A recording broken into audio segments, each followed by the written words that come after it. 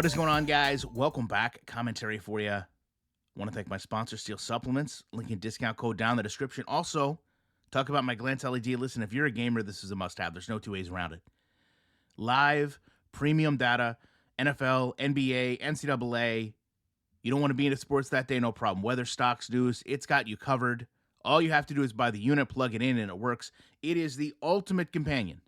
If you were playing a video game, if you're watching another sport, if you're working and just want to stay current in what's going on, or if you've been watching my channel trying to get into some more sports betting and you just want to keep an eye on leagues in general, link down in the description. We are going to talk about Arch Manning. And I know someone is just going to say, this is how negative this guy is.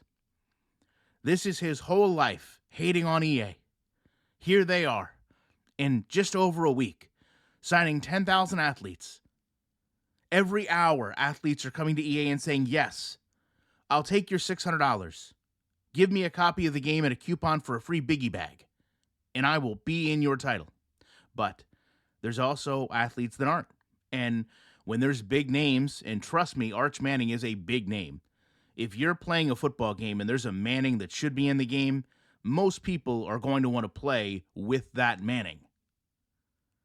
Now, I understand to some, Arch Manning isn't the biggest deal, right? He's Cooper's son. Now, Cooper, I always believed to be the most athletic Manning. Just injuries prevented him from having a fulfilled career like Peyton and Eli. But listen, last season, he redshirted at Texas, 5-star recruit out of high school, expected to start, expected to be a superstar, expected to be an NFL caliber quarterback. I understand that you've got players like Travis Hunter, Carson Beck, already committed, but the reality is you have players that aren't committing. And this also kind of works right back to Bill Belichick in EA Sports. There are players that have had a less than positive relationship with EA, no matter what they've done. And while I would firmly think that a lot of these players are just living out their dream, they want to be in a video game, they want to see themselves in a video game, and they were going to do it whether it was free, whether they got the biggie bag coupon or a box of Butterfingers, did not matter. They were going to sign the agreement for the $600. But the bigger deal is, to me, the key players that EA is going to be dependent on promoting, starting quarterbacks, elite receivers, not getting in the game, and how they're going to adapt to it. If you think back with Belichick as an example, all the names they gave him to kind of show his greatness, all the ways they kind of had to sneak him into the game, but he wasn't there. It wasn't him. And to that point, a lot of people would be hurt by games that don't have their star players because it just wasn't the same. That's kind of what started all this, right? We always knew when they went out and they had, number 16 Texas, it wasn't just player number 16. It was supposed to be Arch Manning. Going forward, how does this impact the relationship he has with EA as he transitions over into Madden? Now, different agreements, you won't have this same issue, but we have seen in the past, coaches can opt out. He very well may be opting out as well. He may understand his worth is more than what EA is presenting. He can kind of put up the front that this is just me being more concerned about my football career than it is video games. And to be honest, that probably is a bit of what's happening here. But we also can't overlook the reality that you're going to have one of the stars in college football not in this game because they're not willing to take EA's offer, if you will. And to close this out, I always thought, and I don't know kind of the framework of it, but I always thought the challenge was going to be just this, right? If you're on a football team right now and you look down your roster, in what world does the backup punter, does the fifth string, sixth string wide receiver get the same compensation as the starting quarterback, as the elite safety, as the elite middle linebacker they have? Those situations don't really present themselves outside of, your agreements that you don't personally sign with your equipment. You know, you're going to get the same clothes to wear. Maybe you don't get as many player exclusives, right? Maybe if you're at Michigan, you don't get as many player exclusive Jordans as you do when you're the backup. Those things happen. You know what you don't want to do with those things is leave them in your storage unit that you don't pay for and then have someone buy all of your Michigan exclusive Jordans, your actual playbook from Michigan. Just search that on Google and find out that's a true story. Actually happened to a current NFL player that just gave up thousands and thousands of dollars worth of Jordans. But outside of that, where is compensation the same? Right? It's often not. You know, jersey sales are really something the NFL likes to promote. They like to tell you who the best players are. We're in a day and age where for years we're able to make whatever jersey we want. So if you wanted the long snapper on your team as a jersey to wear, you could go make it. But they keep track of the star players, the elite players, for a reason. Those are the players that are likely going to get the banner on the stadium wall, the picture on the ticket,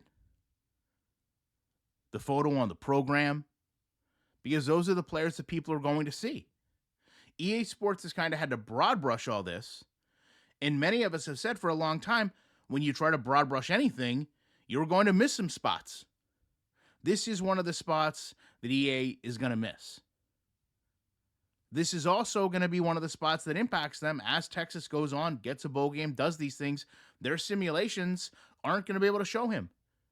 Think back to the way EA markets Madden the most. It's through Ultimate Team, it's through going out and simulating games, and it's promoting in-game likeness.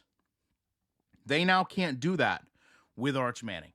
So if you're not a fan of EA Sports and what they've done, this instantly makes you a massive fan of Arch Manning because you want him to be the best quarterback in the nation, and then EA not to be able to show him on all of their kind of lineage of marketing.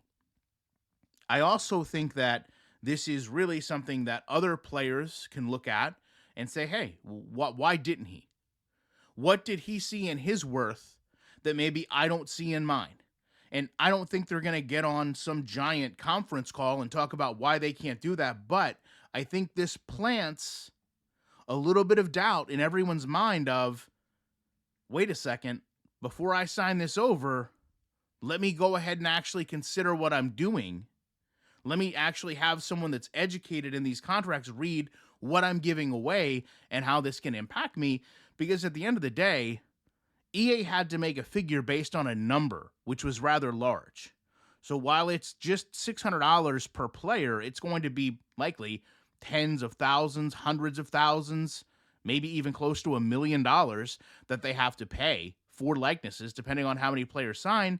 So they couldn't go out and do that. I don't know whether the contract allowed them to create kind of a tiered system of starters and second string, third string would get paid more or less, but when you broad brush things, again, this is the risk that you take. It's a calculated risk that EA took to bring the game back to the marketplace. And I would actually argue, to finish this out, and maybe you can let me know in the comment section, how many players, big players, right? If you've got, let's say, 10 elite quarterbacks, if 4 of them aren't in the game, is that a problem?